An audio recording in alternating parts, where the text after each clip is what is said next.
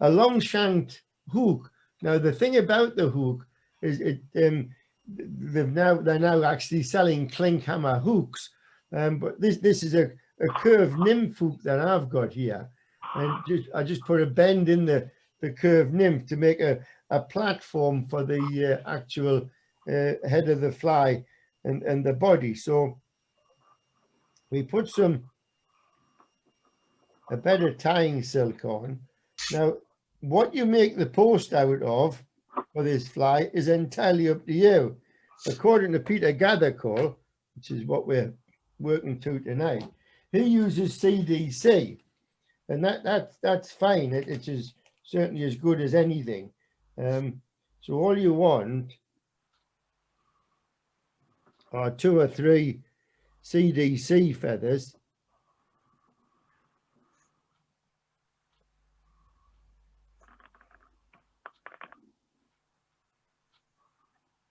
Tied in. You simply tie them in on the top. Do a couple of loose turns, then pull your feather through.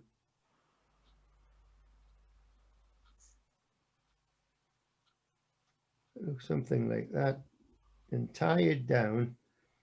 Stand your feather up and make a post. Now, one of the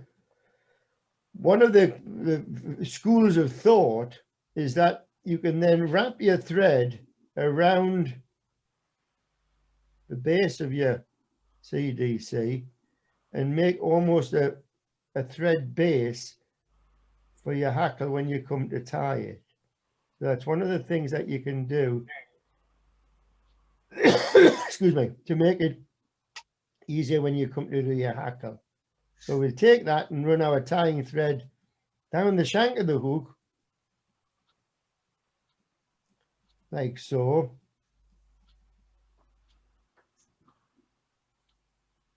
Snip that off, take the tying thread a little bit further down.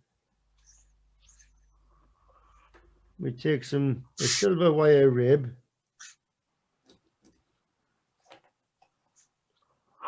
just a piece of, whereabouts are we? That's it, got it. Piece of silver wire.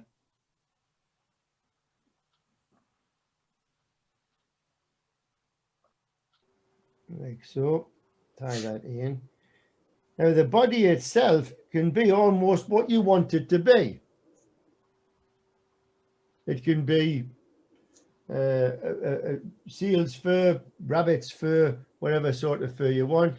You could use some antron, you could use almost anything that you can use, and virtually any color that you would do a buzzer, you could use for your the body for this particular fly. So if we take some olive material here and we simply make our rope up,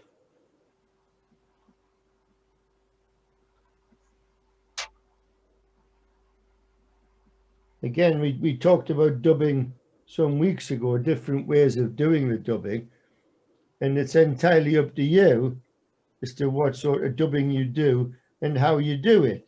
I prefer to do mine this way, but that doesn't mean to say it's the best way to do it. It's the best way for me to do it. Make my rope around the tying silk and work my way up to a point there. A little bit, maybe slightly too much. We can take some of that off, like so. There we are. We can trim that down. We don't need all of that. There we are. Put our wire rib on.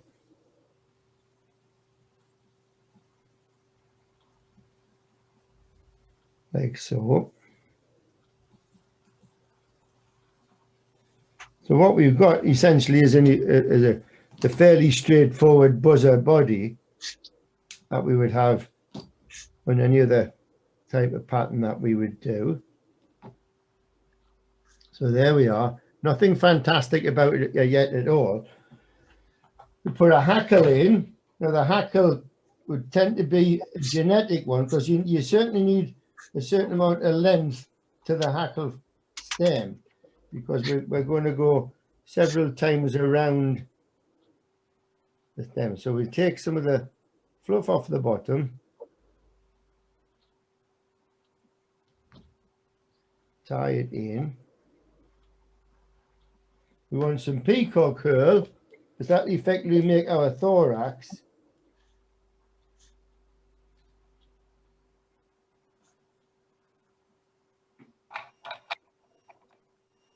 She drops on the floor. There we are, got the right end of that.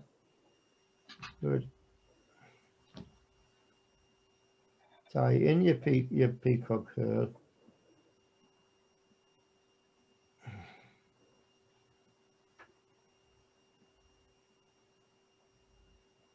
Couple of turns that side and come up the other side and build up your thorax.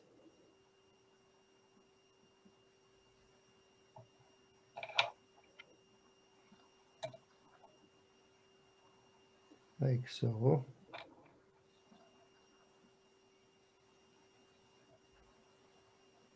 Tie that off.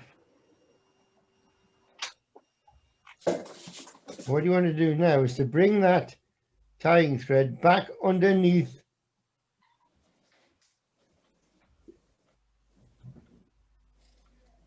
and what the classic way of doing this, and we look at this after Christmas on different ways of putting this hackle on, but the standard way is simply to take it and wrap it around your post. The first time do it slack, don't do it too tight, then tighten up, and each turn you want to do underneath the previous turn. So you're pushing the hackle up the stem, like so. Now the recognized way of doing it is to take that there and then to tie that off with your tying thread. Now what I've found is the way I end up doing it, I trap more fibers than I need to and I lose half the hackle. So what I do is I go around there and now come underneath the tying thread and into place, and go around again and come underneath the tying thread, pull it tight, and underneath the tying thread for the third time, like so. Now I've trapped the hackle, and when I let go of the hackle stem, nothing comes amiss. So now I can lift the hackle fibers up out of the way, come down through the peacock curl to the head,